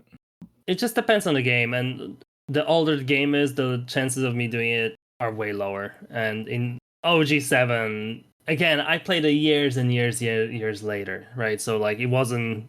I didn't play it when PS1 came out. I played it like on PS4. So I just wanted to check it out, and then I played the remake, and again, it kind of felt like a whole new game, to be honest. Yeah, I mean, it definitely feels like a whole new game. So how did you like because I remember in chapter, I think maybe 9 or 10, the Hell House boss fight. Did you do that? First try. Yep. Yeah. So I've not had that much difficulty with, and even like I have like a guide that I'm like soft referencing as I go, just to make sure I'm not missing too much. I've already missed a bunch of shit, but sure. I don't really care. A couple weapons for Aerith. One I had to have a steel command on, and I forgot to put it on one of my characters. Right. The usual. The normal. Yeah. Yeah. But I don't know why I remember that stupid house. Maybe it's like there's like what's this fucking kid's name? Chandley something? Oh yeah, Chadley. Chadley, yeah. Maybe it's like he has a challenge version of the Hell House somewhere. But maybe. I would definitely believe that. remember. I haven't beaten Shiva, which is the first challenge fight that he has for me. Okay. But Yeah, I don't think have if my you, party yet, so like, you know what I mean?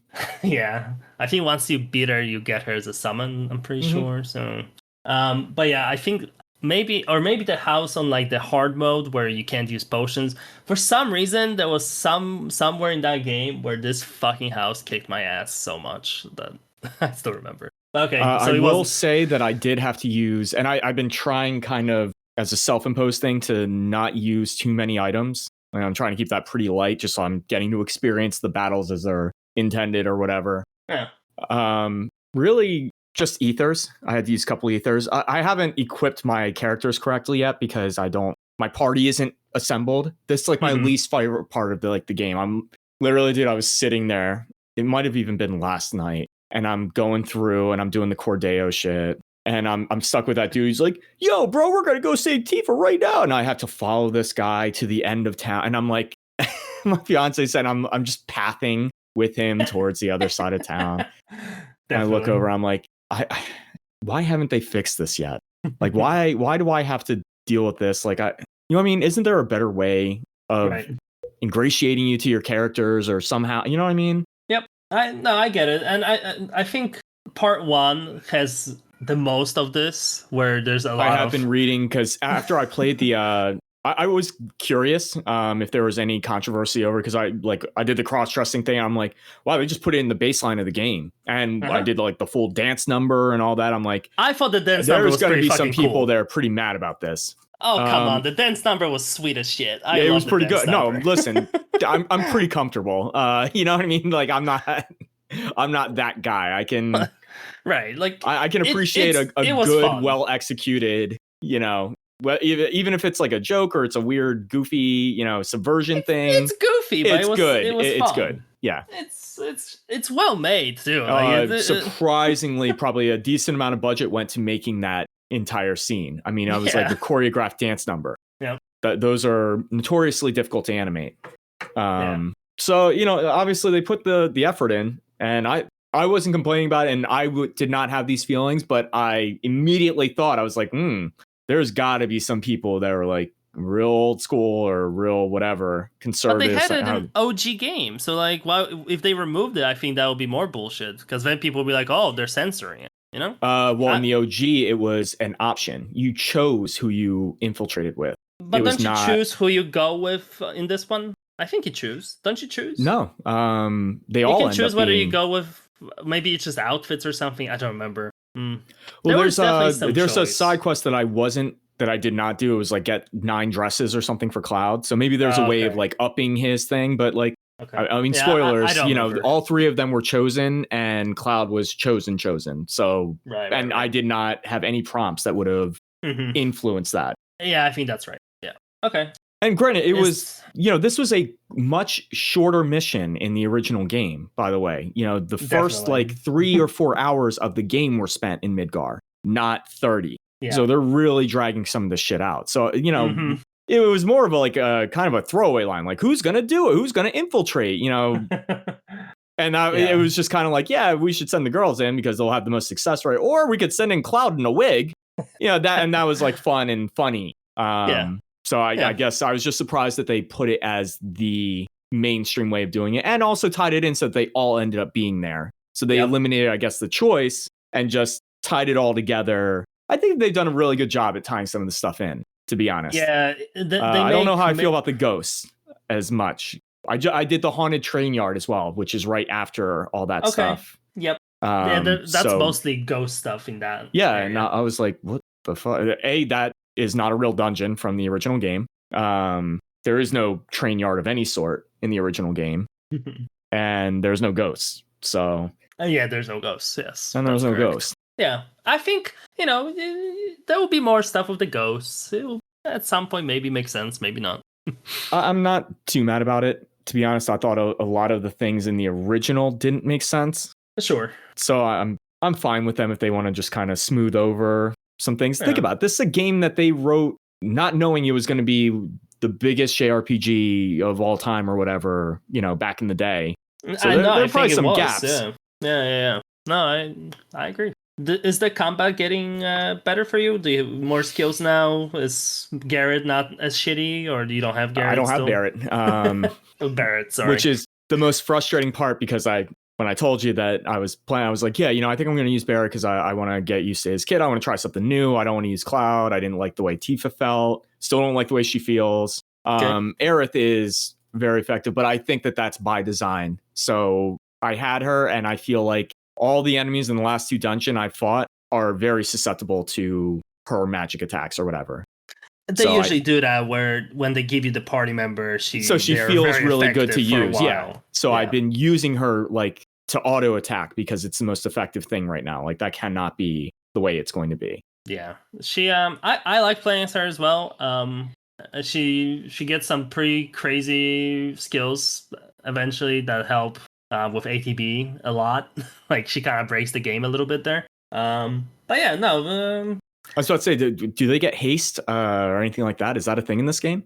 I'm pretty sure it is. Yeah. Yeah, because I have right now. I think the strongest thing I have is Magnify on heal. Yep. Which is set for, and it's heal 3, so I have regen. So basically, when the battle starts with Cloud, I have the ATB boost, so I can just cast regen on everybody. Because you have the ATB at starting. Like, yeah. It's first strike and Magnify with the cure. So I just cast regen on everybody. And I don't have too many problems. I normally need to use Prey like once or twice in the fight. Yeah. But just even nice having the regen is a nice touch. Yeah. And I haven't really looked into it, but I have noticed, obviously, there's the aggro thing. Whatever character you're controlling is going to be taking the majority of the aggro. But correct. I also believe that switching off before a character takes a hit, they take reduced damage. I'm not entirely sure, but I've noticed maybe because they block more. Maybe that CPU's taking over and doing something, but I've noticed that the CPU rarely dies on its own, and normally it's whatever character I'm controlling that gets just dogpiled until they're dead, or until I switch to somebody else and try to heal them. It's weird. It's like a lingering, you know what I mean? It almost feels like it's like a wave, like whatever character you're on, all the enemies will slowly shift their focus over to them. And then if you switch off, they stay focused on them for like another 5 seconds and then switch over to the other character. So you can't use it to like save yourself from taking like a death blow. But if somebody's getting like pretty messed up, you can spare them. Or obviously, I think the most common use of it is when somebody's status affected. Right. So if they get put to sleep, then you don't want to sit there and look at a sleeping character. Yeah. And I like the little, when you're going to the commands, it doesn't fully stop the fight. It gives you like the slow time. It's moving at probably 10% speed, maybe. Yeah, I like that. I think it's like a nice little compromise. It gives you a little bit of a breather, obviously, but it still moves, so it's not like, turn-based combat. Yeah, and then I feel like I'm getting better with some of the dodging and all that. Combat feels fine. Okay. Right now, I'm ready to get into. I need to explore the combat, and I haven't been able to because I don't have my party yet. Yeah. I want to like tool around with some things, and I haven't quite gotten there, but I feel like I'm real close. Yeah. I'm really, really hoping because I also haven't been reading too far ahead. So how many chapters do you think there are in the first game? I'm 11. Pretty sure I'm going to say like 17, 12? Maybe. No. There's like 17, 18, probably. Okay. Yeah, you're probably like, let's say 60% there, 70, somewhere right there. And, that may be a little, and that's probably also in line with like when I was reading about controversy stuff or whatever. Somebody did mention that the cross-dressing thing by the Sector 6 thing. They're like, yeah, is anybody like weirded out about this? But that was another complaint, was that it feels very, very like overloaded for something that the original game tackled in a couple hours. Putting it in a 30-hour window is pretty rough. There's definitely a bit of padding in this, yeah, because there's not really in the OG game 30 hours of content in Midgard, so they had to do some stuff. I think it works out at the end. By the time I finished that game, I was probably more happy with it than I was like going through it. Okay. So yeah, I think it works out. And again, to me, I really like how they handle once you beat the game, you obviously unlock the hard mode, and everything carries over to hard mode, right? It's not like you're just putting on hard and starting from beginning. It gives you chapter select, so you can just select the chapters you miss shit in. There's some good stuff in there. And again, I can almost guarantee that I will not replay anything in this game. I'm hoping that 2 is going to have a lot more combat. For these types of games, like, well, I don't need to really hear the story. I'm enjoying what I'm seeing because I think it's all being very well executed. Yeah. I'm mostly just impressed at how well they've captured the characters. Like, they look and sound exactly like what I think they should look and sound like, which is pretty good. That's pretty impressive. Yeah. But I don't need to see a ton of story. I know roughly what the story is, or maybe I don't. There weren't ghosts in it when I last checked. Yeah, I think there will be some surprises for you for sure. But I also will say that, I thought Chadley stuff was pretty fucking lame. Like, I like the combat challenge, and it gets pretty hard, but the fact that it's all in like this like AI arena thing, like blue background, it doesn't really change. Like, that stuff is not fantastic, but the combat challenges are pretty good. I think the second game goes a little bit too hard on the combat challenges, actually. I think they literally just added a patch after like 3-4 years to give people like basically a cheat mode for the final Chadley challenges because they were so fucking hard. People were crying online about it. Really? Okay. People could not get platinum trophy. Like, a lot of people could not get a platinum trophy in that game because the final few combat challenges were ridiculously hard. I did them, but it took me hours and hours and hours of trying. It was really hard. First game doesn't have that quite level of difficulty spike in these side content stuff. It's definitely harder on hard because, again, no items, meaning no ethers. Because ethers is really ether. Yeah, I mean, ether. Listen, has saved me. Right. Obviously. Like, imagine these fights without ether, and they're harder, right? So it gets pretty tricky. You definitely have to build your characters differently. But yeah, I'm glad you're still enjoying it, and I guess we'll see the next update next week. Yeah, I have a feeling I'm gonna get Barrett basically the next time I play, because I'm at the tower now and I'm going to save Avalanche, so he's got to be up there somewhere. Right. So we'll see once I have everybody together. Hopefully it'll open up just a little bit more for me and I can maybe go back to the Coliseum. See, I'm all about that stuff. I love doing like the Coliseum things and all that. I am with you, and I think that's more psychological with the Chadley stuff and having like, no, I don't want my challenge fights to necessarily be in a screen based, hey, pick your fight, and then it just dumps you into like their combat simulator, whatever you want to call it. There is something to be said about having to go through a little dungeon and you finally get to that room and there's a giant door and your character, pushes open the door and then there's a giant fucking monster in the middle of the room and you're like, oh, and you get to look at it for a minute before you actually go and approach it. I mean, there's something to be said about all that. There's a little bit of foreplay that you need. You can't just, spit on it and stick it in. You gotta, show her some stuff. I think the I'm glad that my fiance's tuned me out. I think the Coliseum is better than the Chadley stuff. At least they have like some flavored text around it. There's announcers screaming. I had a great time at the By the way, I also appreciate that everybody in the game is kind of acting relatively like what you might expect them to do when they're seeing somebody like Cloud Strife fight in an arena. You know what I mean? And he's doing like crazy flips and bringing out, what I mean? He's got like a lot of shit going on. He's like the ultimate sword, and they're like, this guy's the coolest dude on earth. Yeah. It's like, yeah, actually, that's kind of what you would expect it to be. And then the villains are still kind of just like being like villains, like, you're nothing just because you beat all those guys. Like, yeah, I expect that. Like, just because they watch the same thing, they still are like, yeah, but you're not nearly strong enough to beat my house on roller skates. I was strong enough to beat the house on roller skates. I thought the house fight was pretty cool, but it was decent. It took a long time. Way too much health. Yeah. Way too much health on that bad boy. Yeah, it's very spongy, and I feel like this game doesn't. Usually, they're not super spongy. That fight it took a while. It took a little while. Oh. And also, I think that his resistances were changing during the fight. I didn't mess with any of that stuff. They do, yeah, they do. Yes. I saw it afterwards, and I noticed that like the subtext for like the fight in the guide was like pretty long, and I'm like, what the fuck? They're like, oh, and you'll notice depending on the color of the thing surrounding the house, you know, you have to use this element on this, and I'm like, oh shit, I didn't do any of that. You know what I did? I used Aerith. Yeah, I used Aerith a lot in that fight for sure. Yeah, Aerith's really good. Like she's good. she's just a good character in this game. Yeah, I mean, it's a healer with a decent auto attack.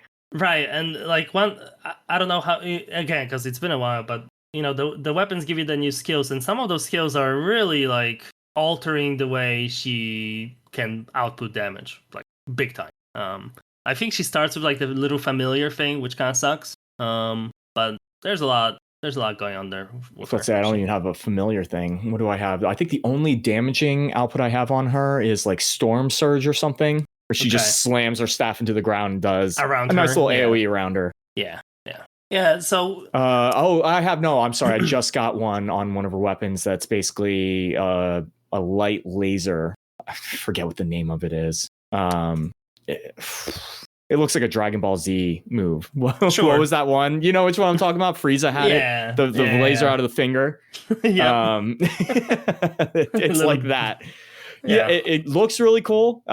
Huge startup, and it will not hit them. Even if they are staggered, it misses half the hits. Like it has a very, like the enemies just fall out of it all the time. But I don't know. I'm okay with it. I ain't too mad. It looks cool enough that I'm like, you know, it'll be great on the big enemy that I fight that can't get away from it, and it'll hit 18,000 times or whatever it's supposed to do. Right.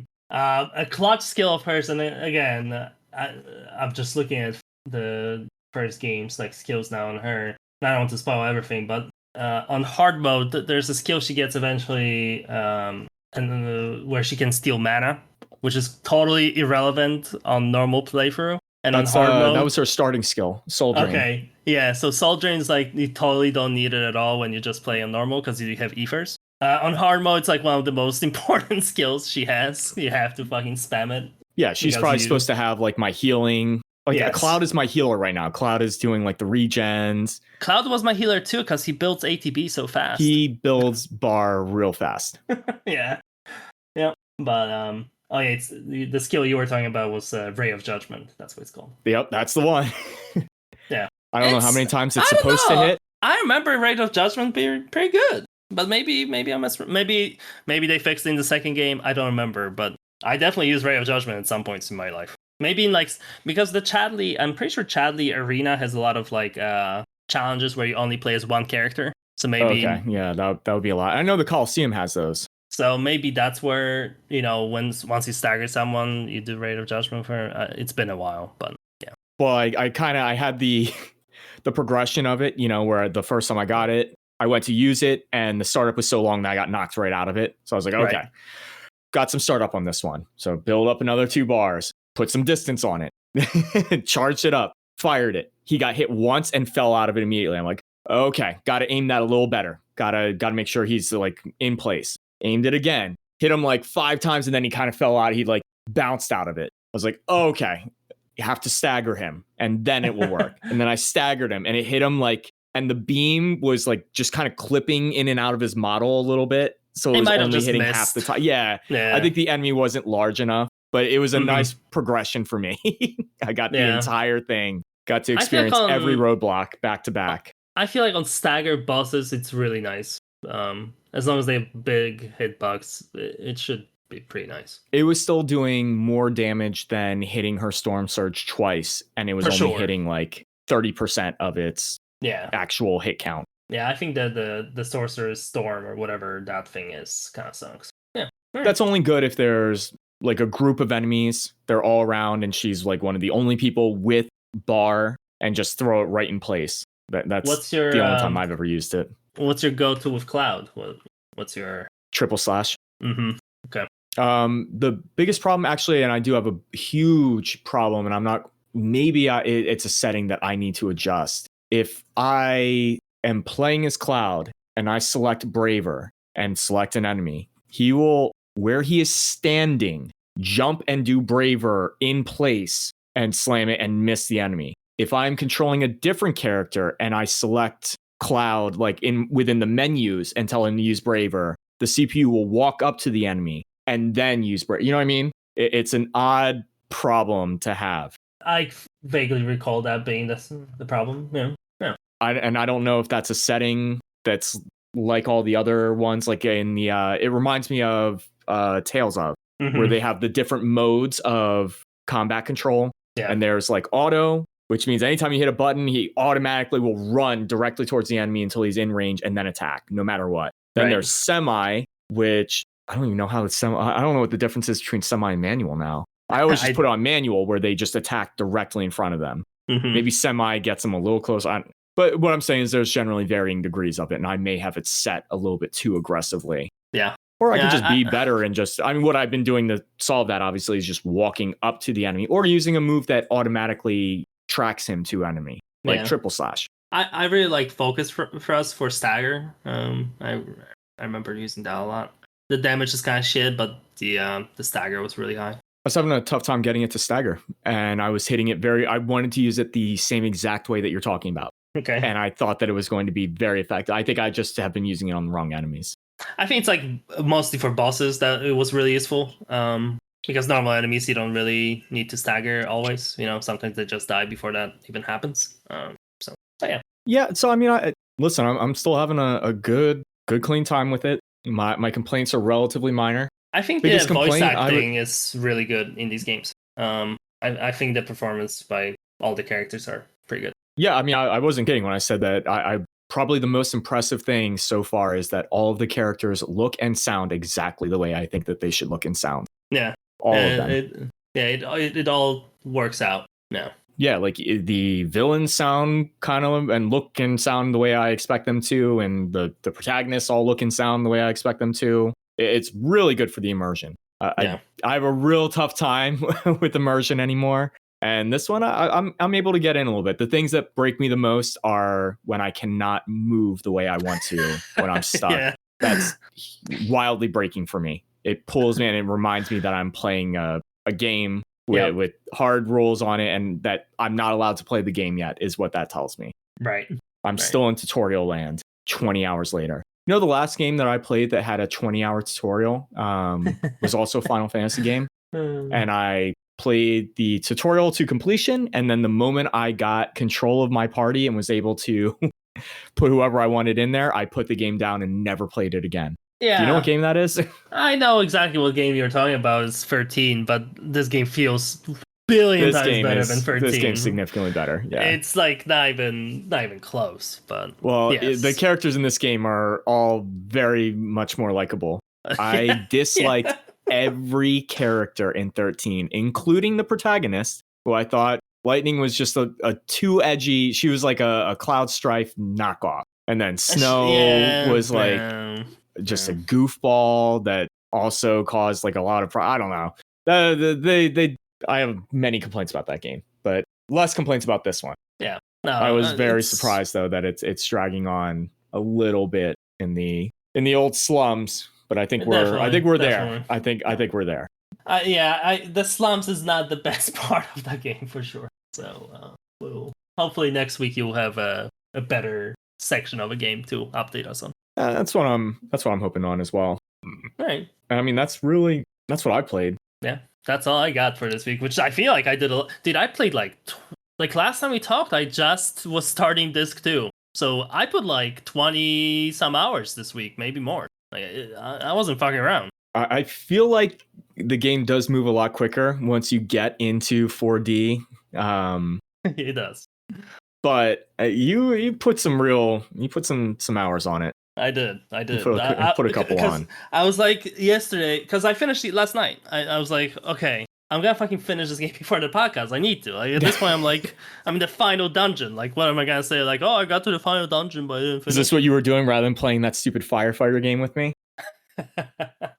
No, I was dealing with being a father. The typical life situation. Nobody wants to be a father. They want to be a firefighter.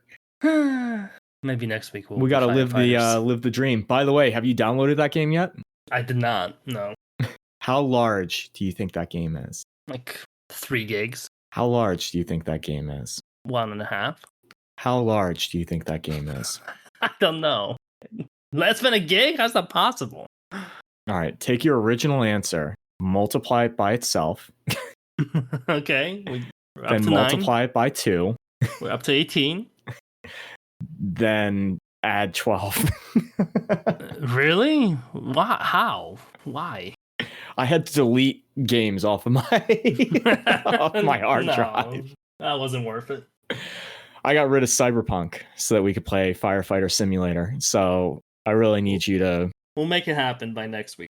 You have to get that kid in line. All right. I don't know what you have to. If it's a pay discrepancy, whatever you have to do, you need to settle with her. Whatever she wants, just give it to her. We gotta get that game going. The game looks terrible. It looks so bad. It's so bad. The goddamn trailer barely ran. I have a feeling it's going to be well, the biggest news I have, because we are an upstanding and we're on the up here. So when we were speaking a little bit about the Stop Killing Games movement, I was quoting a woman that was speaking at a function, and I had no idea. I had very vague things. So I'm going to clarify some of that right now. The Stop Killing Games Protect Our Games Act, basically during an assembly that they were having, one assembly member pointed out that, community servers existed and, that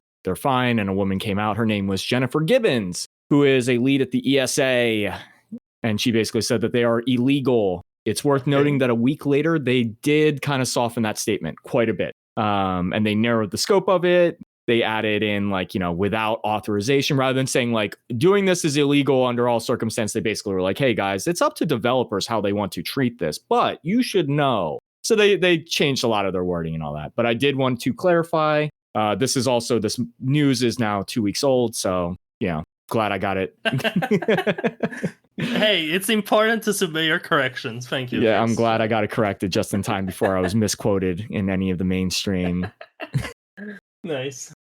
So that was my biggest news, because I was a little embarrassed when I realized I had no idea who said it, where they said it, why they said it, who they said it to. That's good stuff. That's pretty good. That's pretty good. And that's typically how I operate, except when I realize that I'm being recorded and put on the internet. I figure I might want to lock that in a little bit. Get just that little tighter. Just a little tighter. Touch of professionalism. Just a detail or two, perhaps. The only thing I saw from news this week on my side was Xbox is gonna have backwards compatibility launching on PC for original Xbox games. I was like, that's kind of weird way to do it, but the thing is, they only have 4 games so far. So I'm like, wait. Is one of them Halo? What's... It's not. It's nothing you would ever guess. Yeah, exactly. It's like bizarre. So we got Fusion Frenzy. Yep, that old gem. Crimson Skies High Road to Revenge. Conquer, Live and Reloaded. Oh, and Conquer? Wait. Was it locked in? It's Live and Reloaded. It's like the little squirrel guy. Yeah, no. Conquer's Bad Fur Day or whatever. I'm familiar. Yeah, that's the one. Yeah. I never played those games. They're like a joke. But sure. Yeah, they're like bad 3D platformers. And what else? Oh, and the last one was Blinks, the Time Sweeper. It's another platformer. Yeah, all those, they play like kind of like a Ratchet and Clank would be probably, or Jack and Daxter. Those types of games. That's what they're all kind of built around. Conker's Bad Fur Day was basically the joke version of one of those two. Right. I mean, it's exactly what you think. It's the same type of model, except they change out all the content with quippy, jokey shit. He uses goofy weapons rather than conventional weapons. He's a crazy squirrel. Right. And Conker. Fusion Frenzy is kind of like the Mario Party game of Xbox. It's like a local 4-player mini games stuff. I saw it being played on streams before. That's I was about to say, how many people have you seen playing any in real life? Never. But streaming, I've never even seen a stream of it. I've seen a stream of it for some reason somewhere, so that's the only reason why I've heard of this. But it's fine. I'm sure like a local group of friends. If you have 3 friends living close to you and you're all into shitty video games, Yeah, and you're all it'll be fun. 40 plus, and you're like, hey, you want to play that game that we used to play back when we were 16 right. during Like sleepovers? 2002. Yeah. Drinking Mountain Dews and Doritos. Yeah. So, I mean, if you want to have that experience, sure. And it's all going to be free and included in the new. This is on this backwards compatibility is for PCs. So you can buy it on, the Microsoft Xbox Game Store. Yeah, the Game Store, right? What? Yeah. Wait, do they even have? Does Microsoft even have like a game store anymore? Yeah, they do. Okay, I wasn't sure if they gotten rid of all that stuff yet. Well, I guess they're getting back into things. Hell yeah, Xbox is so back. Well, I mean, Xbox has the. No, they don't have the. Another little thing that I had read, just kind of on the side. Are you familiar with like Pal World and like Pokemon and all that? I'm familiar with Pal World and Pokemon. Yes. Okay, I've never played Pal World. I played some Pokemons, but I realized that game's like super duper popular and like competing. I mean, yeah. And they kind of they won the first leg of their lawsuit. I saw that. Yeah. Yeah, Niantic, I think is the name of them. They were sued. I mean, listen, Pal World is Pokemon with guns. With guns. Right. Kind of looks like Fortnite meets Pokemon. Yeah. There's like some crafting, looting stuff, and then you take your little gun. I remember when it came out, like everyone was raving about it for like a month, and then the only things you would hear about Pal World is the lawsuits with the Pokemon company. So like, I never played it. I never played it, but I didn't realize I mean, well, 86%, and probably the reason why it wasn't that big on our radar. 86% of the sales were on Steam. It makes sense. I'm pretty sure was early access on Steam for a while. And when it had day one availability on Xbox Game Pass, only 5% was PlayStation. And granted, I think that these are rough numbers, but I was like, Jesus Christ, this game. And they're like, yeah, it's now sold more than like any of the individual Pokemon games. Pokemon collectively obviously has a beat, but sure. Well, it beat out like Red, Blue, Green combined. Did it? They're saying it's like close. I'm sure it could be close. Yeah. I mean, it's a lot of millions. Would you consider a game like that? Did you like Pokemon when you played it? Were you a Pokemon mark? I haven't played Pokemon game in full since probably Gold and Silver. So, Okay, yeah, mine was over before that. I think I had Red, not Blue. And then somehow I managed to have a yellow copy, I want to say. Yeah, there was a Pikachu version, yeah. I'm pretty sure mine had Zapdos on the front of it. Does that make sense? No, it doesn't. Unless you bought it in the same store you got your microphone in, but maybe. Jingwu. It's called like Zipdos. This is the part where you're like, there is no Pokemon named Zapdos. No, dude, it's one of the 3 legendary birds. Articuno, Moltres, and you're like, those aren't real things, buddy. I got bad news. I got bad news for you. Yeah. So I mean, like, I haven't played a Pokemon game in quite a while. I played a Pokemon game recently, but it wasn't Pokemon game. It was like a clone, but it wasn't Pal World. No, it wasn't that either, because it was like, fuck, what was the name? I'm sorry, Pal World is legally distinct. What was I thinking? Now I need to look it up. I have no idea what the name of it was. You carry on. I'll try to find this piece of shit of a game. It was like free on PlayStation Plus, and it was co-op fucking Pokemon game. And what happened? Yeah. I mean, I played it. You played it? Yeah, I played like 2 years ago. I was still alive 2 years ago. I haven't played it.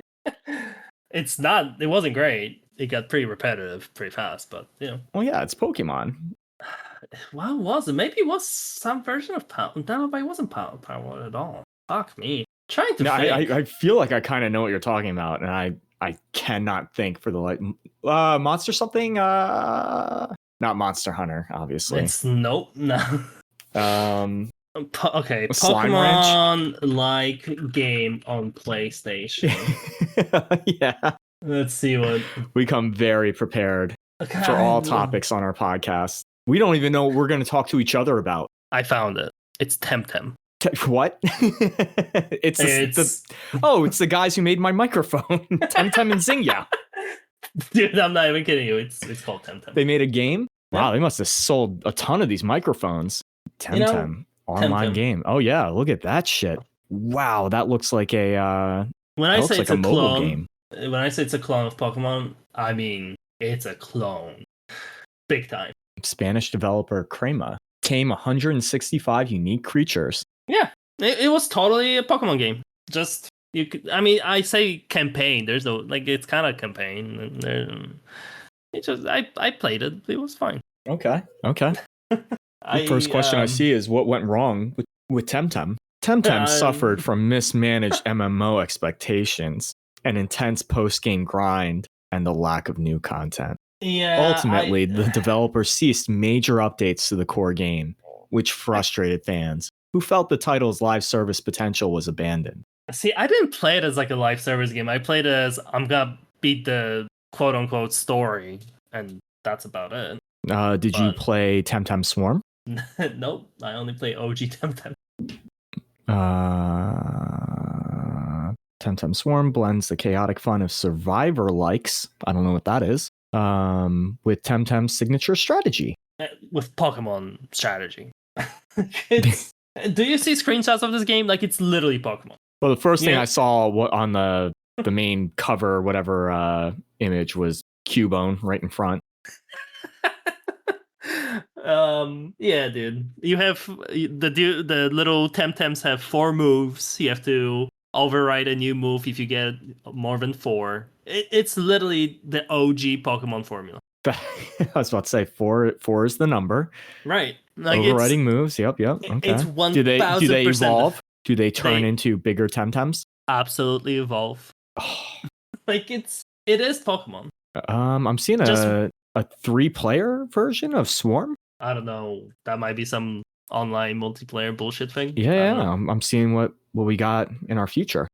The way Temtem it looks like Vampire Survivors. The way Temtem is set up, it's basically you have 2 Pokemon fighting on both sides. So it's like at least 2v2 and you summon more as they die. But that's why you can play the game co-op. So you both control one Pokemon. And instead of... But it's turn-based, right? Like it's 10,000% turn-based, yes. So how does a turn-based game work co-op? I take my turn, and then the other guy takes his turn. Okay. And depending on the speed of your Pokemon, it depends who goes first, and there you go. Yeah. Okay. Yeah, it's whatever. I just, when you mentioned Pal World for a second, I'm like, shit, did I play Pal World? But no, I played Temtem. So... See, I mean, I could almost understand if it were like the Valkyrie Profile 2 co-op thing where you get like a button, maybe you have 4 Temtems and they all have different moves that you have to put in order. The little turn-based, that doesn't make too much sense to me. The Swarm one is, I mean, this is a joke. This is Vampire Survivors. It wasn't a great co-op experience, if you're asking. And this also does not look like it would be a fun co-op experience. I mean, because normally you have 6 Temtems limit, just like in Pokemon. You could have 6 with you. So in co-op, you just have 3 each. Yeah, which is fine, I guess. It's kind of like we talked about Temtem for way too long. The game is not really what I'm talking about, but that's my Temtem update.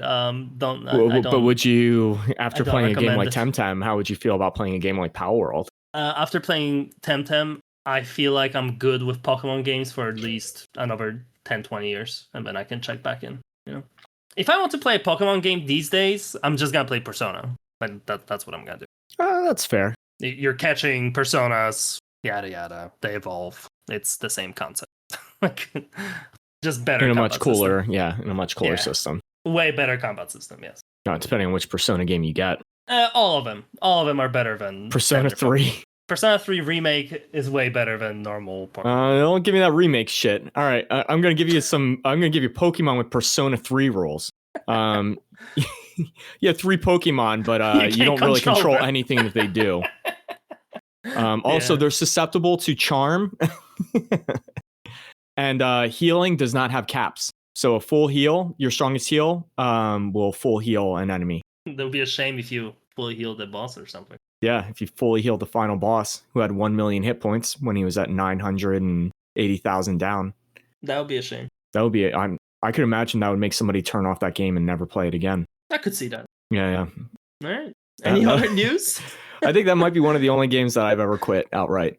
Like out of front, like I played it. I was playing that with a friend too. Right. We were playing co-op before co-op was even a thing. Yeah. And we sat on that final boss. I think it was on the 4th attempt. And the first 2 attempts, it's like you just get jobbed out and you're like, okay, you figure out what the strategies are. Third one, I'm like, oh, okay, I think I got it. And then tighten some things up. And then the 4th one, I was like, I cannot play this any better. Everybody's alive, but I've used everything. I've used all my resources. I'm out. And charmed Mitsuru, and she just healed him for 999,999 health. And that was the end of your journey. Finish. I didn't even let him kill my party. I just turned off the game. Turn it off. Yeah. Yep. That was it. That was the end of my Persona 3 experience. Which had a wild and I had to watch the ending on like YouTube. I was pretty annoyed on that one. Still love Persona, but I'm glad that they fixed that in the remake. Let me put it that way. They gave you control of the party. They made it like a modern Persona game. Could you imagine if they took a game like Star Ocean 3 and rather than throwing it on the shittiest emulator on planet Earth and dumping it onto the PlayStation Store, if they went ahead and just like tweaked a couple of the mechanic things? This could be an awesome remake potential game. 100%. The only problem is like the twist is known. Because the twist is so wild, dude. The twist is just so stupid, but I love it. Maybe they could take it one step further, and it turns out that the simulation world, or no, the real world is also a simulation world within. Right. And you just keep going up. That's the game. You just keep invading the world above yours. Okay. To get to the point where like on the 5th level up, like you jump out of like land some dude's kitchen. He's like, dude, my toaster just fucking freaked out. I just did a firmware update. What the hell's going on? That's how I would make that game. I think this game with a remake would be pretty sweet. If they cut out a lot of the problems that I had, which is mostly just because the game is old and that's just the way things were back then. Yeah, what if they change no content? I don't need new content or anything. All I need is modernize it. Not a bit. Increase modernize walk it a lot. speed by 15% on the map. On take all me maps. out of the dungeon when I'm done. Don't make me run back. When you finish a dungeon, give you an option like Final Fantasy VII. When you complete a side quest and you're in the middle of a dungeon, and they're like, "Hey, you want to go back to the quest giver for this and cash that?" Dude, it's really tough going back to old games. Turns out sometimes, like we had it rough back then. We had it rough. Sure. We had it real rough. Like I mean, it breeds weakness and laziness. I mean, look at me. I'm playing Final Fantasy VII now, and I have all these like quality of life things, and I'm like, I'm not assessing enemies. Fuck it. I'm not doing that. I'm not. It's a time. It's wasting my time. Like, and meanwhile, I didn't even. I only paused for a brief second the first time when I finished like one of the side quests, and they're like, "Do you want to go back and talk to what's his name?" I'm like, "Oh, that's a nice little." Like, it didn't even occur to me if that happened. Could you imagine if that happened in Star Ocean 3? The relief that you would feel. It would, no joke, save you hours upon hours of playthrough. Yeah, hours of walking. Yep. Yeah. And I mean, granted, 2 hours, but 2 hours is a long time to spend doing anything, especially walking around a map. On dungeons you've cleared previously. With nothing in it. You've already killed all the enemies and looted all the treasure. You're just leaving. You're just leaving. You gotta walk out the long way. Yeah, just little things like that. Even a menu shortcut. You know what I mean? Maria you meet Maria for the first time. She's like, "Why are you guys running everywhere? Use this little transponder thing," and and it just teleports you to different cities or what. You know what I mean? It could be a throwaway line, and they hand you a gizmo. I mean, the whole game is premised around that. Right. You're telling me that the key to unlocking the computer screen or whatever was an orb that was on a backwater medieval planet that they didn't even know how to use. Like, you could just make some shit up. It's fine. It would Just work. jam, you know what I mean? Jam some of that stuff in there. Leave all the dungeons and the boss or the fights exactly as is. Maybe tweak a little bit. I don't know. They would have to refresh the combat completely. It's not playable today. It's just not playable. And I did it because I wanted to, but if you put this game out today, it's no. You need to change the combat. You need to make it more like the juggle has to work way better than it does. Like, you know, add some what specials. if they kept it basically the same but made the CPU, your AI, better? No. I didn't have that bad problems with AI other than them just trying to kill themselves, but on offense they were really good. Like, they were fine. Okay. Well, you gotta play some extra content to find out how not fine they are. Yeah, sure. And I had that experience with some of the standard bosses where they would just get insta wiped because they're idiots. But yeah, I would argue that setting my characters to do nothing is not a genius creative solution. Yeah. That's exploitive. That was me exploiting something within the game, exploiting the AI, basically just saying don't do anything because you're better off literally just coin flipping and hoping to reflect an attack. Yeah. So yeah, I would need a little bit of quality of life, not too much though. I don't know. Maybe I have to play it again before I don't know if I can handle that experience. I think the first, I lost 20 minutes and I turned it off and haven't turned it back on. I don't blame you. Yeah, I get it. I lost probably 4 to 6 hours total just from crashes. Easily. That's too many hours. That's way too many hours. It's a lot of hours. Again, buddy, I did it for you. Okay, I played your favorite game. It's a good game. It's a good game. But it's not amazing. Better. It's not amazing. It's a good game. That's fair. Is the Star Ocean 4 good? It's serviceable. Did that come out on PS3 and PS3. 360? Okay. Yep. I think it actually came out on 360 as well. I'm sure it did. Yeah. Okay. It plays the same. Like it's not like a vastly different thing. Plays relatively the same. Characters all feel kind of roughly the same. It felt like like they made some minor improvements on Star Ocean 3 issues, but I feel like they lost a lot of the magic. Like no post-game content really. Okay. The Coliseum was kind of whack. Is it also like a fucking 4D game? Or there is no like massive twist like that? Not quite like that, but they do have a different massive twist that I still don't quite understand. Okay. It's one of those, not quite like Resonance of Fate level where you're like, I have no idea what's happening. I don't know who's good, who's bad, if people are dead, alive. Like it's a little better than that, but I was a little confused by the end. Okay. Right. I'm not saying I'm jumping to Star Ocean. I would not jump into that. I would not recommend that game. If you want. I was just curious, like, how do you follow up this game? Because this game, I feel like that's it. Like, you don't need to make more of Star Oceans after this one. Like, really, it's pretty definitive. It's pretty definitive. Well, I don't know. I mean, they went back. I mean, is it definitive? I mean, kind of, yeah. Just all of them going like, no, we do deserve to exist. Yeah. Yeah. It's a little bit of power of friendship as well. It's a lot of power of friendship. No, guys, we gotta believe. I believe. Yeah, maybe they could all like lock hands, be like a Guardians of the Galaxy type of moment. Could be. Yeah, I mean, I don't know what they could do to top Star Ocean 3 again. Well, they also don't. They didn't figure it out. Nobody figured it out.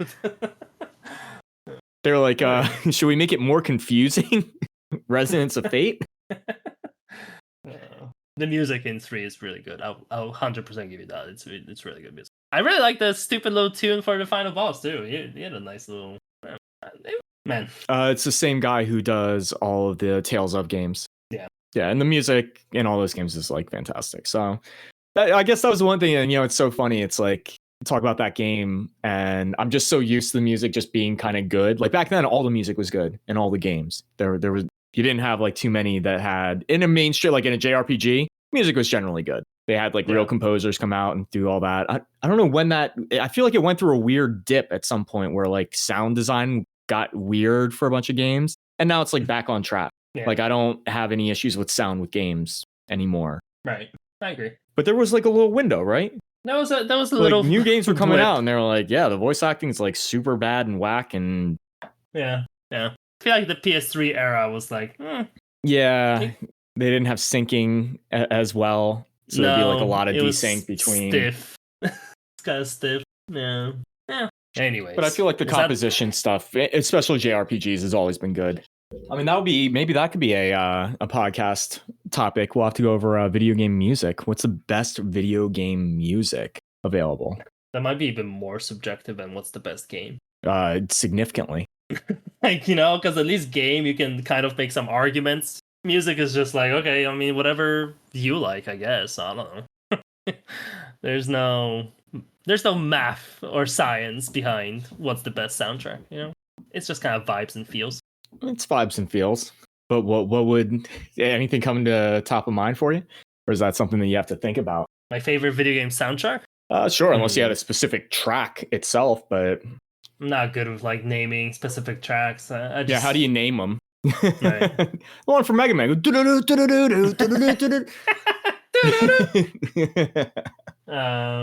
don't know. I like a lot of the Persona soundtrack stuff. I like a lot of Kingdom Hearts stuff. There's a bunch of good music. I'd probably actually go Persona over Kingdom Hearts. I mean, Persona is like more of a I can listen to it outside of the game for sure. Right. Yeah. I thought Expedition 33 had really good tracks. That wouldn't even come close to like any type of rating listing for me. Like it was serviceable, but it wasn't like great by any means. I thought like the hidden boss theme was fucking insane. I don't know if you fought him, but that's at the bottom of the ocean or whatever. Yeah, the guy with like a sword, 2 phases guy. Not sure if I saw him. I did not beat him. All right, well, and we're just talking about RPGs right now. I mean, you haven't even gotten into like a Guilty Gear Still in the Dark. Sure. Yeah. Iconic. Final Fantasy VII. Yeah, 7 has some really solid fucking music. Yeah. By the way, the music in the remake is fantastic. I love what they like, the way that they've adapted it, we'll say. Yeah. It's a lot of very faithful. But it's also like a lot of like remixing of the same. Tons of remixing, like the battle theme into like subtly remixing it. Where I'm like, yes. Oh, I was playing one dungeon and I don't know why this bothered me so much, but I was super impressed, and then it kind of got gutted for a little bit afterwards. I was running through a dungeon, and then I realized that it's the standard battle theme. Da, da, da, ba-na-na-na-na-na-na.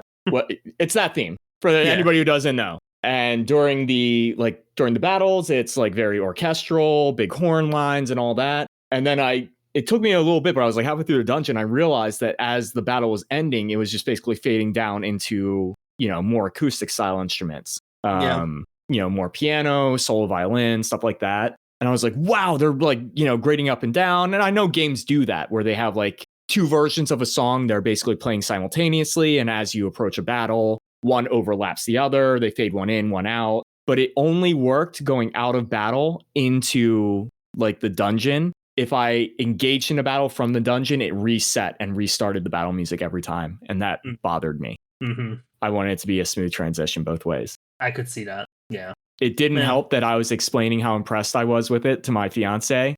And then while demonstrating it, realized what was going on. And I was like, oh, no, they didn't do it right. Never mind.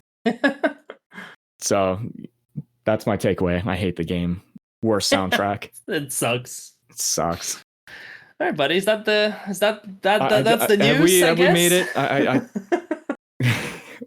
This is now our 5th episode, mostly about Star Ocean 3 till the end of time, which is the perfect subject matter for any podcast, I think.